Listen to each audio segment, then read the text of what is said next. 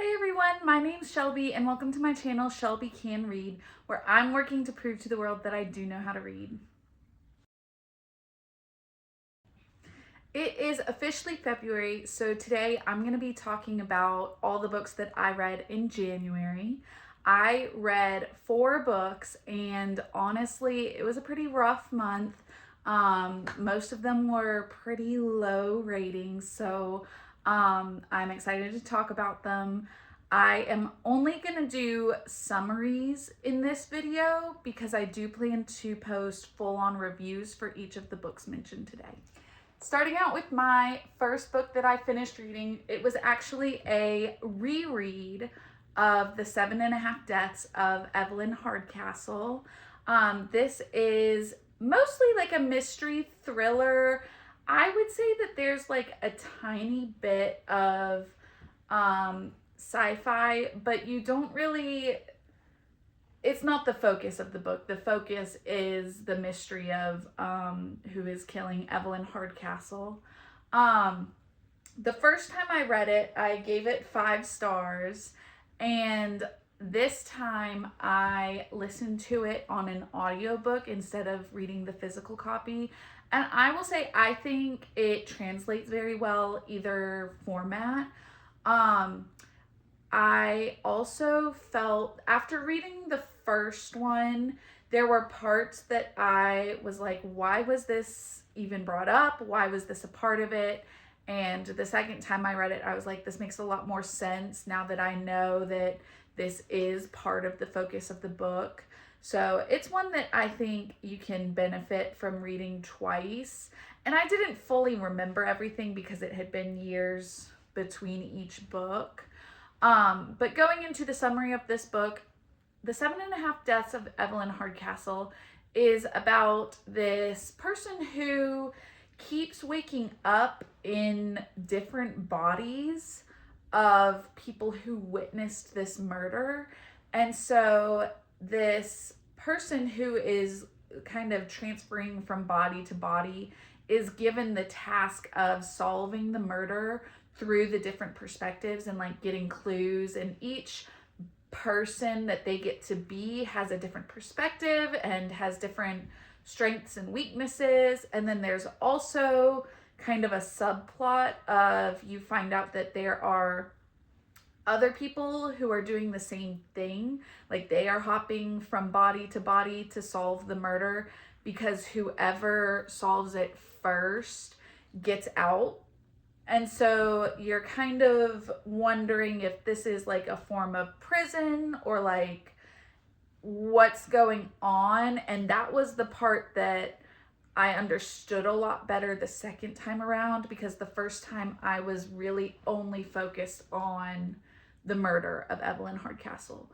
So overall, I think it's a very interesting perspective. I like that you're getting to swap bodies and hear about the strengths that each person has. Like some people are a lot more clever, some people are quick-witted, they're able to have better connections than someone else. So being able to solve it that way was really cool. And then I'll also say that the second time I read it, I did remember pieces. But I definitely, the first time, did not see it coming. And for me, that can sometimes be a little difficult for me to like have no idea who it is or what's happening. So I thought this author did a really good job of like, once they revealed it, I was able to say, oh yeah, there were all these clues here, here, and here. But up until that point, I wasn't really sure. So I have a lot of respect for them for being able to create that twist. Overall, this was a 5-star book for me, but I will say the rest of the month was pretty downhill. So the second book that I read in January was The Particular Sadness of Lemon Cake. This book was about a young girl, she's like 8 or 9, who discovers that she can tell the deep, dark secrets and feelings of the people who make her food. And it starts out with her mom, and she eats some of the food that the mom makes, and she's able to tell that like the mom is going through something.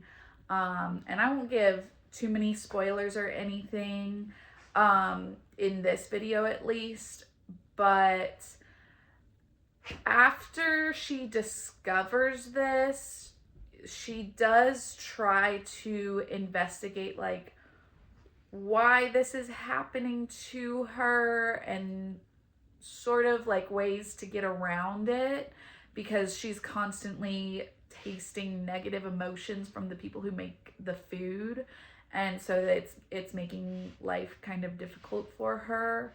I gave this 2 stars. There were some parts that became a little too weird for me in this book particularly. I'm not against magical realism, and I think there are books that do it really well, but there were some twists in this book that to me came out of nowhere. To me, nothing really happened in this book, and even once, you know, it starts out by telling us about this power that she has, if that's what you want to call it, it felt like 300 pages of nothing.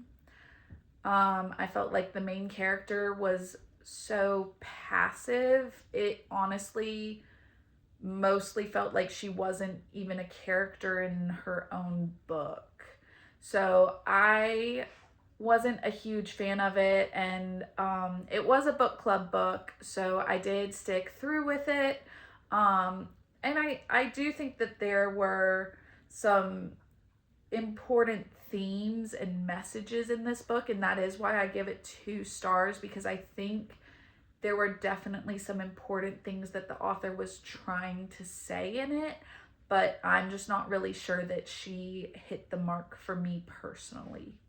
All right, the next book that I read was Ready Player One, and when I tell you that I hated this book, I was making so many notes along the way, just all of the things that were pissing me off with this book.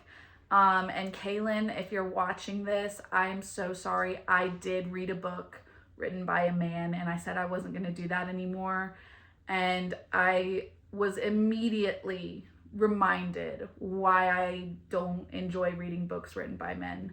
And so this was definitely a 1-star book for me. I could say very few things that were positive about this book. And it shocks me that I'm pretty sure it's a movie. I haven't seen the movie, and I don't have any interest in watching the movie, but it is supposed to be super popular. So going into it, I was hopeful, and I was expecting something that, you know, was supposed to be genre forming and, you know, to live up to the hype. I certainly didn't see that. If you're not familiar, this book is about, it's kind of set in the future where everything, like the planet's dying, and so everyone just basically prefers to live in this virtual reality, and it's called the Oasis, and the man that created the Oasis dies, and he doesn't have any heirs or anything, so he creates a puzzle, like a 3-level challenge game, whatever you want to call it, in the Oasis, and he gives a clue, and so whoever finds the 3 keys and solves the riddles or whatever inherits everything, inherits the game, inherits the money, all of that. And of course it's young adult, so the like 17-year-old is the one who gets started on this challenge, and it follows him for most of the book. I'm trying not to say too much. I definitely want to make a much longer video going into everything that I hated about this book. So for now, all I will say is that I did not like it. I was honestly rage reading it, of like, I just want to be able to list every single thing that I hate about it. Because if you're gonna hate on something, it should be done properly. So yeah, that video will probably be coming soon. All right, and the last book that I read in January is Roll for Romance. This is a romance book that is also kind of centered around Dungeons and Dragons, D&D. And so the main character, she has just moved, well, she's just been fired from her job in like New York, mysteriously. And so she has fled and is living with her best friend in Texas for the summer. And so as she's living with this friend, she's very depressed, she's upset, and her friend convinces her to join his D&D game. And he's like, at first she's like, I don't know, like I don't know how to play this game. I would just embarrass myself in front of other people who know how to play it. And so he's like, no, I have gathered a group of other people who have never played it together. Like one of them he works with, one of them owns the bookshop where he fills in on some shifts or something. And then the other, he's like, is just a new bartender in town that he befriended one night and just invited. And so as they are playing D&D, this bartender the main character and this bartender start to form a little romance. They kind of become friends, and it starts to form into the romance. And then they also are having their characters in the Dungeons and Dragons game be romantic with each other. So overall, I gave it 3 stars. I felt like it was a pretty average romance. I didn't find it like overly impressive, and I think part of it is just because the author had to focus on the real life romance and the Dungeons and Dragons romance, and that made it to where both were more surface level. And I think that I prefer the romance to be a little deeper, and the connection to be a little bit deeper than what they got in this book. But overall, it was cute, it was fun, it was easy to read, which sometimes is nice. But I would just give it like an average rating. All right, so there are all 4 books that I read in the month of January. I am hoping to read a little bit more in February, but it is a short month, so we'll see. We'll see what happens. Let me know if you have read any of these, what you thought of them, what you liked, what you hated. I want to hear all of it. All right, thank you so much.